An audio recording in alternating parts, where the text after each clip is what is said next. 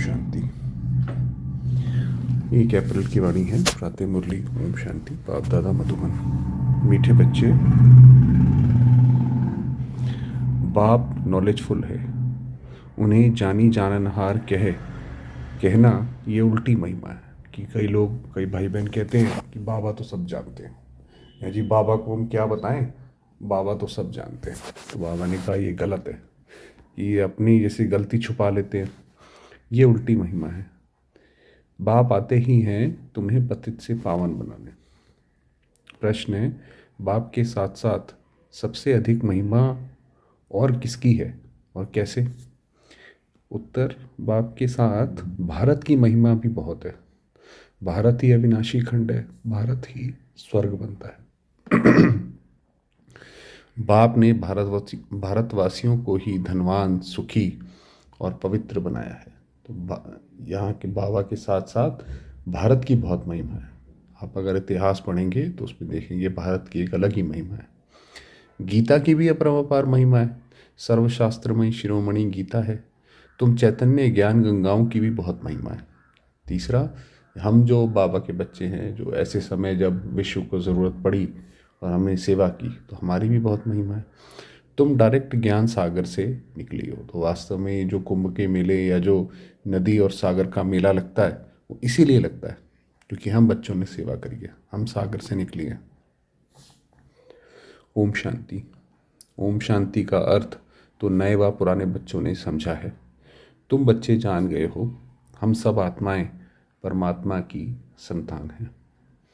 परमात्मा ऊंच ते ऊंच और बहुत प्यारे ते प्यारा सभी का माशूक है। ये शिव बाबा की महिमा है। बच्चों को ज्ञान और भक्ति का राज तो समझाया है। ज्ञान माना दिन, सतयुग त्रेता, भक्ति माना रात, द्वापर कलयुग। अच्छा, भक्ति माना रात, माना द्वापर कलयुग। भारत की ही बात है। पहले पहले तुम भारतवासी आते हो। 84 का चक्र भी तुम भारतवासियों के लिए है। भारतीय विनाशी खंड है। भारत खंड ही स्वर्ग बनता है और कोई खंड स्वर्ग नहीं बनता। बच्चों को समझाया गया है, नई दुनिया सतयुग में भारत ही होता है। भारत ही स्वर्ग कहलाता है। भारतवासी ही फिर 84 जन्म लेते हैं, नरकवासी बनते हैं, वही फिर स्वर्गवासी बनेंगे। तो हम भारतवासी ही हैं जो 84 जन्म लेते हैं सतयुग करते करते, अब दोबारा से सतयुग में जाएंगे। इस समय सभी नरकवासी हैं, फिर भी और सभी खंड विनाश हो, बाकी भारत रहेगा। भारत खंड की महिमा अपरंपार है। तो वास्तव में जहाँ जहाँ शिव बाबा ने अपने कदम रखे हैं वो जगह विनाशी है। जैसे मधुबन है, मधुबन का विनाश नहीं होता। मधुबन कहाँ है? भारत में। भारत विनाश नहीं होता। आप देखिए, जो राजा विक्रमादित्य का जो मंदिर है सोमनाथ का, वो आज तक भी खड़ा है, वो भी विनाश नहीं हुआ। तो ऐसी चीज़ें विनाश नहीं होती हैं। तो भारत खंड की ही महिमा अपरंपार है। भारत में ही बाप आकर तुमको राजयोग सिखलाते हैं। ये गीता का पुरुषोत्तम संगम युग है। भारत ही फिर पुरुषोत्तम बनने का है। अभी वह आदि सनातन देवी देवता धर्म भी नहीं है, राज्य भी नहीं है, तो वह युग भी नहीं है। तुम बच्चे जानते हो, वर्ल्ड ऑलमाइटी अथॉरिटी एक भगवान को ही कहा जाता है। जो सबसे बड़ी सत्ता है वो एक शिव बाबा है।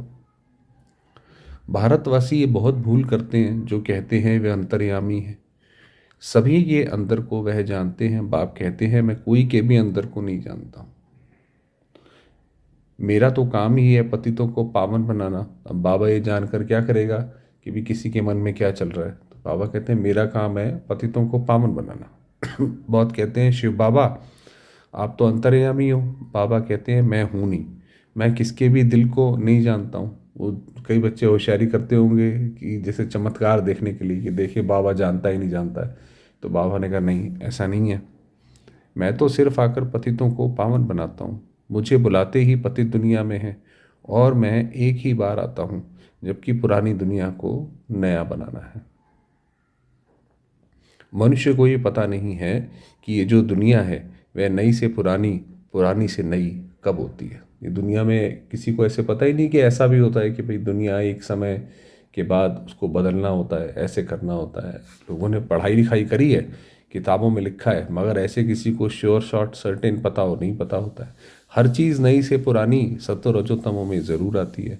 मनुष्य भी ऐसे होते हैं, बालक सतो प्रधान है, फिर युवा होते हैं, फिर वृद्ध होते हैं, अर्थात रजो और तमो में आते हैं। बूढ़ा शरीर होता है तो वह फिर छोड़कर फिर बच्चा बनते हैं। बच्चे जानते हैं नई दुनिया में भारत कितना ऊंच था। भारत की महिमा अपरंपार है। इतना सुखी, धनवान, पवित्र और कोई खंड है नहीं जितना भारत था। फिर सतो प्रधान बनाने बाप आए हैं। सतो प्रधान दुनिया की स्थापना हो रही है। तो इस समय उस दुनिया की स्थापना हो रही है। त्रिमूर्ति ब्रह्मा विष्णु शंकर को क्रिएट किसने किया? ऊंच ने ऊंच तो शिव है। कहते हैं त्रिमूर्ति ब्रह्मा, अर्थ तो समझते नहीं। वास्तव में कहना चाहिए त्रिमूर्ति शिव, ना कि ब्रह्मा। तो बाबा ने कहा ये जो ब्रह्मा को दिखाते हैं, आपको याद होगा पहले कि उनकी कमल आसन पे बैठे हुए 3 ब्रह्मा दिखाते थे। तो बाबा ने कहा ये त्रिमूर्ति शिव है, क्योंकि वो अपना जो भी कार्य करते हैं वो ब्रह्मा विष्णु शंकर के द्वारा करते हैं। तो त्रिमूर्ति शिव है, तो शिव को दिखाना चाहिए। अब गाते हैं देव देव महादेव, शंकर को ऊंच रखते हैं तो त्रिमूर्ति शंकर कहें ना। फिर त्रिमूर्ति ब्रह्मा क्यों कहते हैं? शिव है रचयिता। गाते भी हैं परम पिता परमात्मा ब्रह्मा द्वारा स्थापना करते हैं ब्राह्मणों की। भक्ति मार्ग में नॉलेजफुल बाप को जानी जाननहार कह देते हैं। अब वह महिमा अर्थ सहित नहीं है।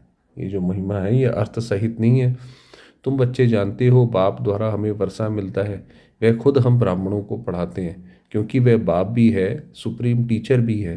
वर्ल्ड की हिस्ट्री ज्योग्राफी कैसे चक्र लगाती है वह भी समझाते हैं। तो बाबा जो हमारा बाप टीचर है, ये सारी बातें बताते हैं कि ये दुनिया कैसे चलती है। वही नॉलेजफुल है। बाकी ऐसे नहीं कि वह जानी जाननहार है। तो बार बार बाबा यही कह रहे हैं कि ऐसा नहीं है कि वो जानी जाननहार है। ये तो बाबा बताते हैं कि चक्र कैसे चलता है। ये भूल है। मैं तो सिर्फ आकर पतितों को पावन बनाता हूँ, 21 जन्म के लिए राज्य भाग्य देता हूँ। भक्ति मार्ग में है अल्पकाल का सुख, जिसको सन्यासी हठ योगी जानते ही नहीं, ब्रह्म को याद करते हैं। अब ब्रह्म तो भगवान नहीं, भगवान तो एक निराकार शिव है, जो सर्वात्माओं का बाप है। वही एक शिव बाबा है। हम आत्माओं के रहने का स्थान ब्रह्मांड स्वीट होम है। वहाँ से हम आत्माएं यहाँ पार्ट बजाने आती हैं। आत्मा कहती है हम एक शरीर छोड़ दूसरा तीसरा लेती हूँ। 84 जन्म भी भारतवासियों के ही हैं। जिन्होंने बहुत भक्ति की है वही फिर ज्ञान भी जास्ती उठाएंगे। तो भक्ति जितनी की होगी उतना ही ज्ञान में आएंगे। बाप कहते हैं गृहस्थ व्यवहार में भल रहो। कोई बात नहीं, गृहस्थ व्यवहार में रहो, परंतु श्रीमत पर चलो। तुम सभी आत्माएं आशिको, एक परमात्मा माशूक की। भक्ति मार्ग से लेकर तुम याद करते आए हो। आत्मा बाप को याद करती है। ये है ही दुखधाम। हम आत्माएं असल शांति धाम की निवासी हैं। पीछे आए सुखधाम में, मतलब उसके बाद आए सुखधाम में। फिर हमने 84 जन्म लिए। हम पहले शांति धाम में थी, फिर हम सतयुग में आए, फिर वहाँ से जन्म लेते लेते अब नीचे आ गए। हम सो हम का अर्थ भी समझाया है। वह तो कह देते हैं आत्मा सो परमात्मा। आप देखिए कैसे छोटी छोटी बातों का मतलब ना समझने से वो कहाँ से कहाँ वो बात चली गई है। तो हम सो हम का अर्थ भी समझाया है। उसका अर्थ तो कह देते हैं आत्मा सो परमात्मा, परमात्मा सो आत्मा। अब बाप ने समझाया है हम सो देवता क्षत्रिय वैश्य सो शूद्र। कि हम ही थे देवता, हम ऐसे बनते हैं, हम सो हम। तो उन्होंने सोचा कि जो आत्मा है वही परमात्मा है, वो वहाँ ले गए। अभी हम सो ब्राह्मण बने हैं, सो देवता बनने के लिए। ये है यथार्थ अर्थ, वह है बिल्कुल रॉन्ग। सतयुग में एक देवी देवता धर्म अद्वैत धर्म था। पीछे और धर्म हुए हैं तो द्वैत हुआ है। द्वैत माने दो हो जाते हैं। द्वापर से आसुरी रावण राज्य शुरू हो जाता है। सतयुग में रावण राज्य ही नहीं तो 5 विकार भी नहीं हो सकते। वह है ही संपूर्ण निर्विकारी। अभी तुम हो गॉडली स्टूडेंट, तो यह टीचर भी हुआ, फादर भी हुआ। फिर तुम बच्चों को सदगति दे स्वर्ग में ले जाते हैं, तो बाप टीचर गुरु तीनों ही हो गया, है ना। बाप बन के पालना भी दी, टीचर बन के पढ़ाया और गुरु बन के आखिर में ले भी गया। उनके तुम बच्चे बने हो तो तुमको कितनी खुशी होनी चाहिए। मनुष्य तो कुछ भी नहीं जानते हैं। रावण राज्य है ना, हर वर्ष रावण को जलाते आते हैं, परंतु रावण है कौन ये नहीं जानते हैं। तुम बच्चे जानते हो ये रावण भारत का सबसे बड़ा दुश्मन है। ये नॉलेज तुम बच्चों को ही नॉलेजफुल बाप से मिलती है। वह बाप ही ज्ञान का सागर, आनंद का सागर है। ज्ञान सागर से तुम बादल भरकर फिर जाए वर्षा बरसाते हो। ज्ञान गंगाएं तुम हो, तुम्हारी ही महिमा है। बाप कहते हैं मैं तुमको अभी पावन बनाने आया हूँ, ये एक जन्म पवित्र बनो और मुझे याद करो। तो बाबा ने कहा मैं आया हुआ हूँ, तो बस ये जन्म मुझे याद करो, पवित्र बनो, तो तुम तमो प्रधान से सतो प्रधान बन जाएंगे। मैं ही पतित पावन हूँ, जितना हो सके याद को बढ़ाओ। मतलब बाबा की जो याद है उसको बढ़ाते चलो, यही काम आएगी। मुख से शिव बाबा कहना भी नहीं है। अब याद बढ़ाने का अर्थ ये नहीं कि शिव बाबा कहते रहे, ऐसा भी नहीं। जैसे आशिक माशूक को याद करते हैं, एक बार देखा बस फिर बुद्धि में उनकी ही याद रहेगी। तो भक्ति मार्ग में जो जिस देवता को याद करते पूजा करते हैं उसका साक्षात्कार हो जाता है, वह है अल्पकाल के लिए। तो भक्ति मार्ग में जो होता है वो है अल्पकाल के लिए। भक्ति करते नीचे उतरते आए हैं, अब तो मौत सामने खड़ा है। हाय हाय के बाद फिर जय जयकार होनी है। भक्त भारत में ही रक्त की नदी बहनी है। सिविल वॉर के आसार भी दिखाई दे रहे हैं, तो भारत में ये रक्त की नदी बहनी है। सिविल वॉर कैसे होगा कि भाई ये जो हिंदू मुस्लिम धर्म है यही एक दूसरे के इतने कट्टर दुश्मन बनते जाएंगे, उससे सिविल वॉर होगा। तो वो दिखाई पड़ते जाते हैं। तमो प्रधान बन गए हैं, अब तुम सतो प्रधान बन रहे हो। जो कल पहले देवता बने हैं वही आकर बाप से वर्षा लेंगे। कम भक्ति की होगी तो ज्ञान थोड़ा उठाएंगे, फिर प्रजा में भी नंबरवार पद पाएंगे। अच्छे पुरुषार्थी श्रीमत पर चल अच्छा पद पाएंगे। मैनर्स भी अच्छे चाहिए, दैवी गुण भी धारण करने हैं, वह फिर 21 जन्म चलेंगे। अभी हैं सबके आसुरी गुण। आसुरी दुनिया पतित दुनिया है ना। तुम बच्चों को वर्ल्ड की हिस्ट्री ज्योग्राफी भी समझाई गई है। इस समय बाप समझाते हैं, बाप कहते हैं याद करने की मेहनत करो। बाबा की याद में अपने मन को टिका के रखो, क्योंकि मन को आदत नहीं होती है। तो बाबा को याद करने बैठते हैं इधर उधर भाग जाता है, तो वो आदत पक्की करो तो तुम सच्चा सोना बन जाएंगे। सतयुग है गोल्डन एज, सच्चा सोना। फिर त्रेता में चांदी की एलॉय पड़ती है, कला कम होती जाती है। अभी तो कोई कला नहीं है, जब ऐसी हालत हो जाती है तब बाप आते हैं। इस समय कोई भारतवासियों के पास कोई कला नहीं है। आप देखिए जैसे जापान है, वो अपनी सफाई के लिए जाना जाता है ना, कि भाई वहाँ सफाई बहुत अच्छी होती है। वहाँ के लोग जाते हैं, जहाँ जाते हैं सफाई करके जाते हैं, ये भी एक कला है।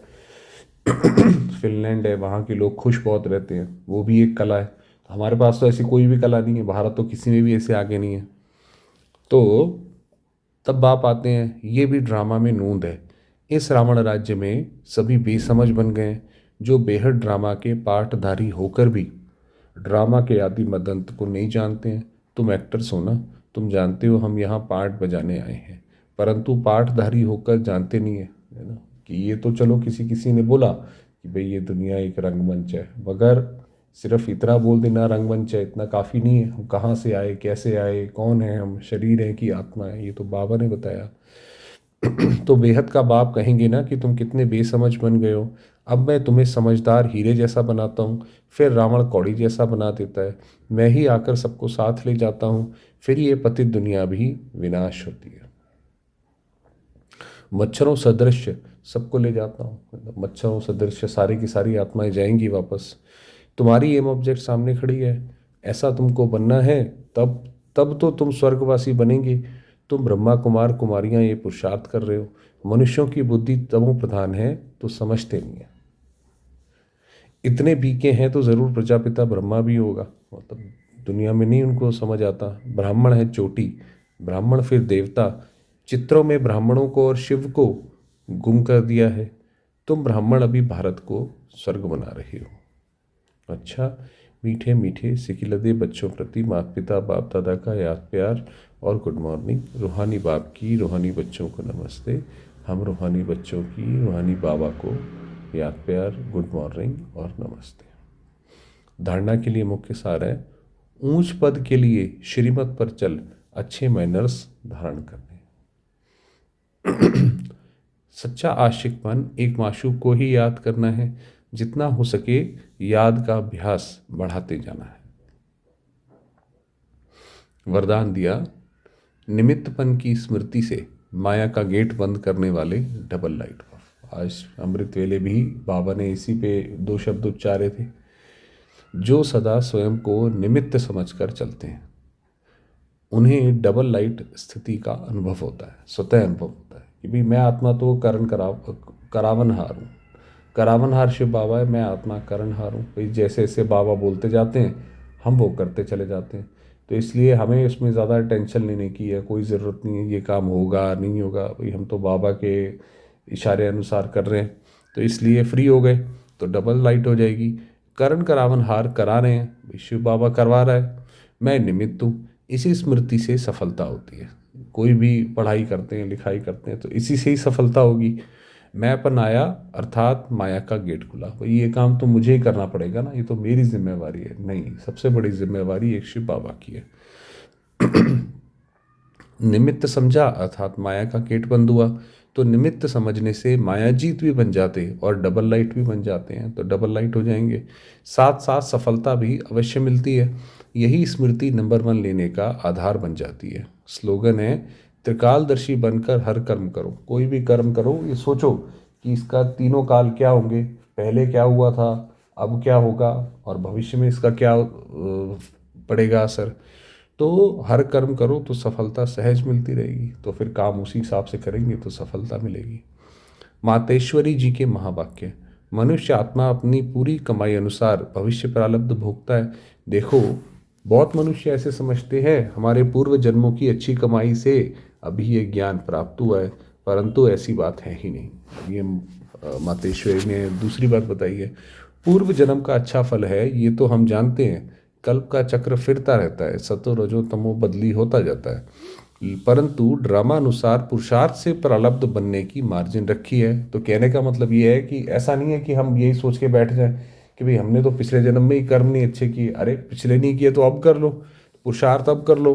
तो वो कह रहे हैं तब तो वहाँ सतयुग में कोई राजा रानी, कोई दासी, कोई प्रजापति पाते हैं, तो यही पुरुषार्थ की सिद्धि है कि वहाँ द्वैत ईर्ष्या होती नहीं। वहाँ पे ऐसा नहीं है कि कोई जैसे यहाँ पर होता है कि लोगों को प्रमोशन का रहता है, तो ऐसा नहीं है कि वहाँ लोगों को ये रहता है कि भाई हम भी एक दिन राजा बने, हम भी जाकर ये बने, ऐसा कुछ नहीं। जहाँ है वहीं सुखी है, वहाँ प्रजा भी सुखी है। राजा रानी प्रजा की ऐसी संभाल करते हैं जैसे माँ बाप अपने बच्चों की संभाल करते हैं। वहाँ गरीब साहूकार सब संतुष्ट है, तो इसलिए वहाँ पे सारे के सारे संतुष्ट हैं। इस एक जन्म के पुरुषार्थ से 21 पीढ़ी के लिए सुख भोगेंगे। ये है अविनाशी कमाई। जो इस अविनाशी कमाई में अविनाशी ज्ञान से अविनाशी पद मिलता है। अभी हम सत्यों की दुनिया में जा रहे हैं, ये प्रैक्टिकल खेल चल रहा है, ये प्रैक्टिकल में हम जा रहे हैं। यहाँ कोई छू मंतर की बात नहीं है। ऐसा नहीं कि भाई ऐसा हुआ तो डायरेक्ट वहाँ पहुँच जाएंगे, ये तो पुरुषार्थ की बात है, मेहनत करके पहुँचना है। दूसरा है, गुरु मत शास्त्रों की मत, कोई परमात्मा की मत नहीं है।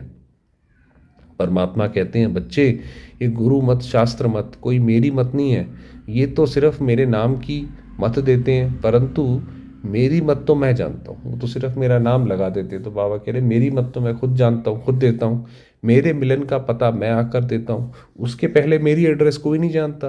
गीता में भल भगवान वाच है, परंतु गीता भी मनुष्यों ने बनाई है। भाई गीता के वर्षन्स आते रहे, भाई ये फला व्यक्ति ने ट्रांसलेट किया, क्योंकि गीता को समझ पाना बहुत मुश्किल है, तो उनके आते रहे वर्षन्स।